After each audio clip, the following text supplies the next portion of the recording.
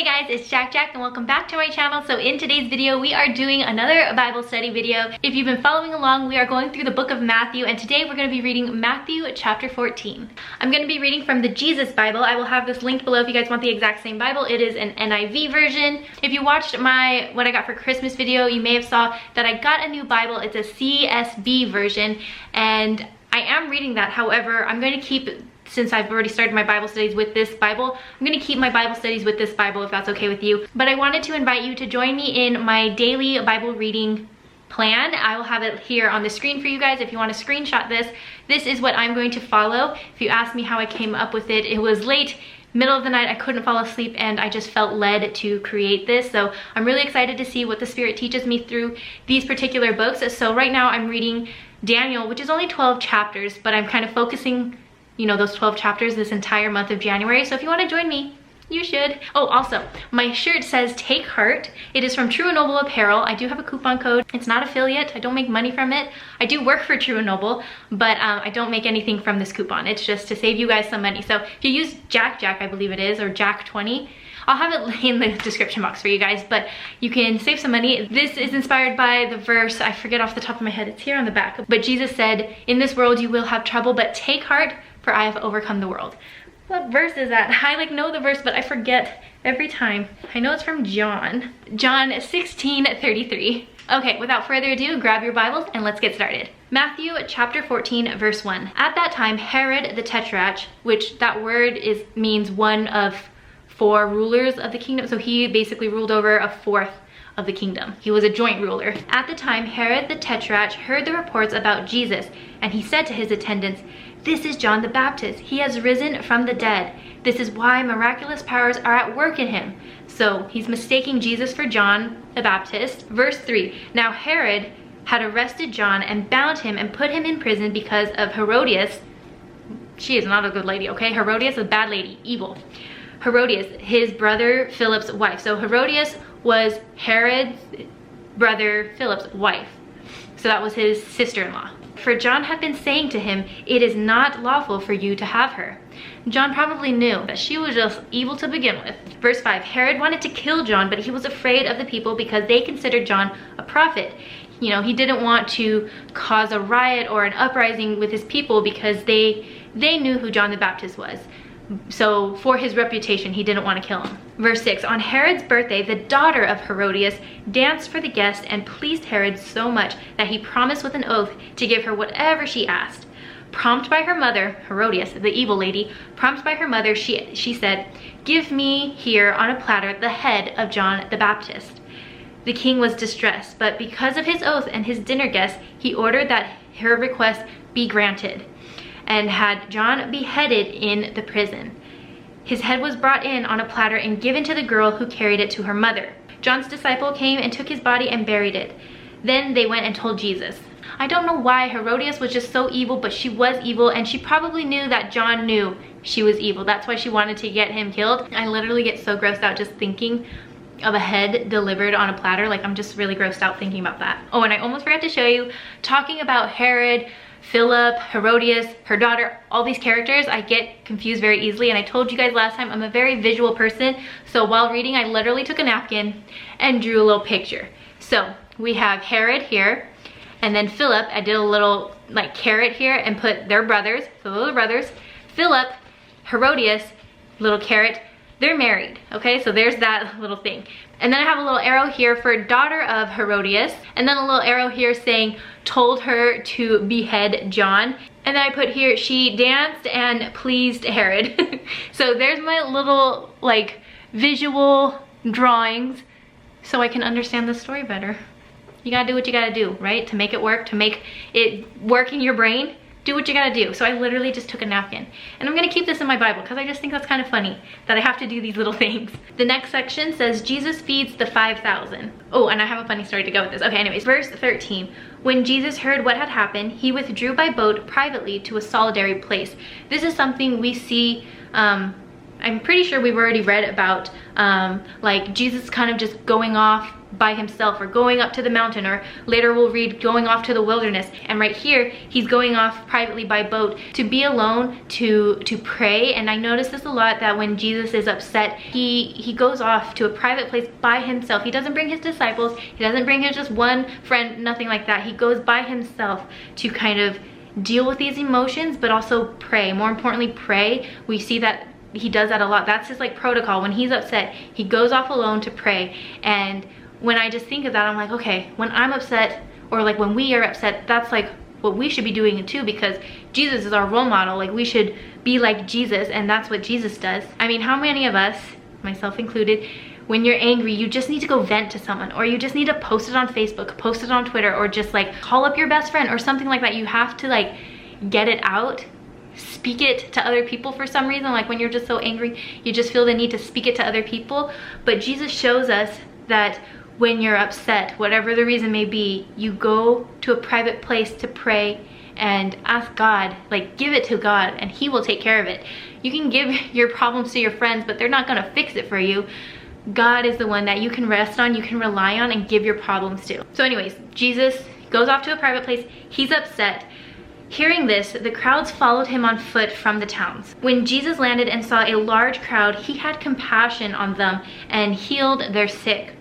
So even though Jesus is upset, he's sad, he's heartbroken. He just heard that John the Baptist was beheaded. And so Jesus is very upset by this news, but he sees people in need. So instead of being like, no, you know, I need some time, I need my space, give me a moment, Jesus has compassion on them. That's just how loving and amazing Jesus is.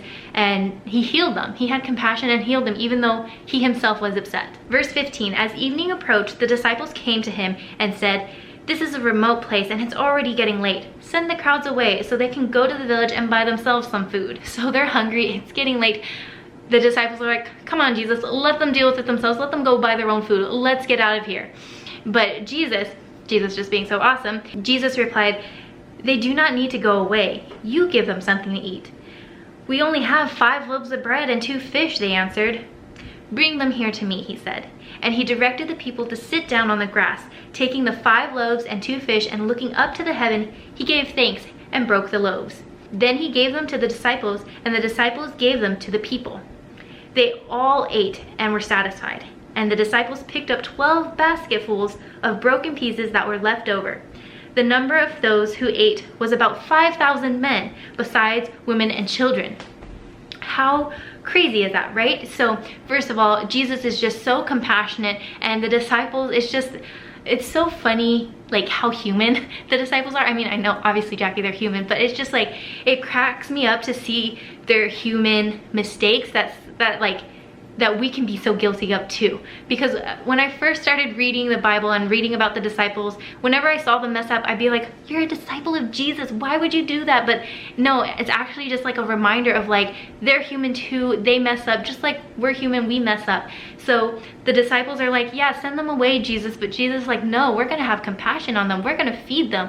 Even though we only have 5 loaves of bread and 2 fish, I'm gonna make it happen because I'm Jesus, and we are going to feed these people. And when at the end it says there were about 5,000 men besides women and children, they didn't count the women and children, they only counted the men. So the women and children there were unaccounted for. So really, Jesus fed more than 5,000. But the funny story I wanted to tell you about this little section about 5 loaves and 2 fish, Jesus feeding the thousands. Back when I was like super skinny and I was doing a bunch of modeling, my very last fashion show that I did, I only did a couple, but my very last fashion show I did, it was my birthday. And I was doing this fashion show for a brand called 5 Loaves and 2 Fish. I had no idea what that meant. I'm like, okay, that's a cute, unique name, whatever. So I did the fashion show, right? And years later, like I had no idea what 5 loaves 2 fish meant, but years and years later, when I started going to church and I was part of a youth group, we went out and fed the homeless.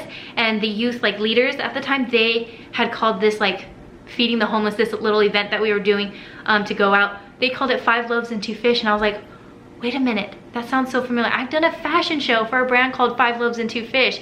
And before we went out to feed the homeless, the youth leader read this story to us, and I was like, oh my gosh, I had no idea. And it's just so funny. I feel like very important things happen on my birthday. Like Like, God just always makes it happen on my birthday, and it makes it so noticeable to me. So this fashion show that I walked for 5 loaves and 2 fish was on my 19th birthday. So then when I was 26 on my birthday, I went to New Hope Church, and going to that church completely changed my life, I want to say, and it helped me grow so much in my faith, and it was amazing. And then exactly a year after, on my next birthday, on my 27th birthday, I got baptized. And so I just feel like God is just always moving, and I don't know why, I just see it so clearly on my birthday, but I do. Anyways, going back to 5 loaves and 2 fish, it has such a like funny, cool connection whenever I read it, because of the fashion show and because of feeding the homeless. Like, I don't know, it just all kind of connects somehow, and I think it's just really cool. If you have any like kind of connecting stories like that with anything we ever read or go over, please share, because I think it's really cool to see how God just kind of connects the dots for everyone, you know? Okay, moving on, the next part is Jesus walks on water. Verse 22, immediately Jesus made the disciples get into the boat and go on ahead of him to the other side while he dismissed the crowd. After he had dismissed him, he went up to a mountain by himself to pray. Again, see how Jesus just spends time alone? Well, he's with God, but he's not truly alone. But he goes off by himself to pray, to be alone. And I don't know, I just think that's really like important to point out. Like, I don't know, I just feel like it's something we should be doing ourselves. Not necessarily saying you need to go up onto a mountaintop and pray by yourself, but just having those alone times with God, I think are really important, instead of just pouring everything out on other people. I mean, yes, it's important to have, you know, your support group, to have your people that you can talk to, you can open up to, but I'm just pointing out how I think it's really important to also be by yourself with God and pray. I think that's really important too. That's like the takeaway I'm trying to encourage you guys with. Later that night, he was there alone, and the boat was already a considerable distance from land, buffeted by the waves because the wind was against it. Verse 25, shortly before dawn, Jesus went out to them, walking on the lake. When the disciples saw him walking on the lake, they were terrified. "It's a ghost," they said, and they cried out in fear. But Jesus immediately said to them, "Take courage, it is I. Don't be afraid." Take courage, take heart.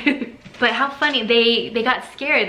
Seeing Jesus do miraculous things, sometimes it would startle them instead of amaze them. They would be like, what? And I think that's just more ways that it's just like, I don't know, humbling to read. Like, the disciples may not always react perfectly, just like we may not always react perfectly to things. Verse 28, "Lord, if it is you," Peter replied, "tell me to come to you on the water." So still not convinced. They gotta test Jesus now. Verse 29, "Come," he said. Then Peter got down out of the boat, walked on the water, and came towards Jesus. So Peter right now is walking on water too. Verse 30, oh my goodness. "But when he saw the wind, he was afraid and began to sink, cried out, 'Lord, save me.' Immediately, Jesus reached out his hand and caught him. 'You of little faith,' he said, 'why did you doubt?'" So in this moment, Peter is walking on water. He's doing this miraculous thing because of Jesus, but then he sees the wind and he gets scared. So he sees like things troubling around him, and he focuses his attention on that rather than focusing his attention on Jesus.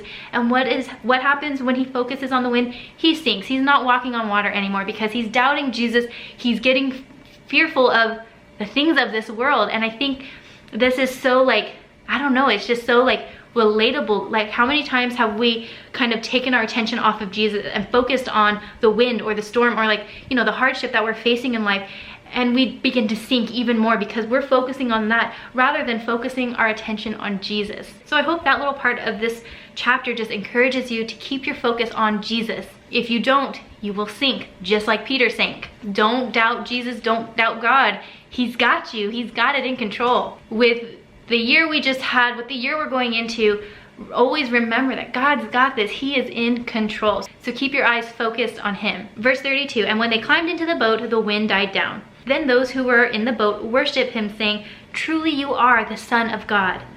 When they had crossed over, they landed at Gennesaret. And when the men of the place recognized Jesus, they sent word to all the surrounding country. People brought all their sick to him and begged him to let their sick just touch the edge of his cloak, and all who touched it were healed." So that finishes up this chapter. But just going back to that part where, you know, the people on the boat, after seeing that, then they worship Jesus, saying, "Truly you are the Son of God." It's like, I don't know why, it's just so like funny to me that they still doubt, they still like question like, oh, you really are then, oh okay, like I wasn't sure beforehand, like oh you really are the Son of God. And it's funny how they kind of just need that constant reminder, but how many of us can also relate? Who needs that constant reminder? Who needs that repetition in their life to stay on the right course? And I think that's really cool, just seeing how like Jesus doesn't get offended by these things. Jesus doesn't get mad at them. He doesn't turn them away. He continues to just be awesome how he is. And I think God, so faithful in how he is, continues to show up even if we've turned away, even if we doubted him or forgotten about him, he still continues to show up. I think it just goes to show how we need that repetition in our life to stay on the right course. So that is it for chapter 14. I thought this was such a great chapter, going over, you know, 3 main different topics.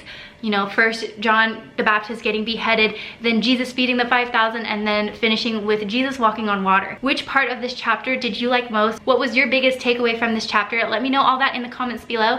Thank you guys so much for watching, and I'm gonna get back to my schedule of every other Sunday will be a Bible study. So I will see you guys next time. I love you. Bye.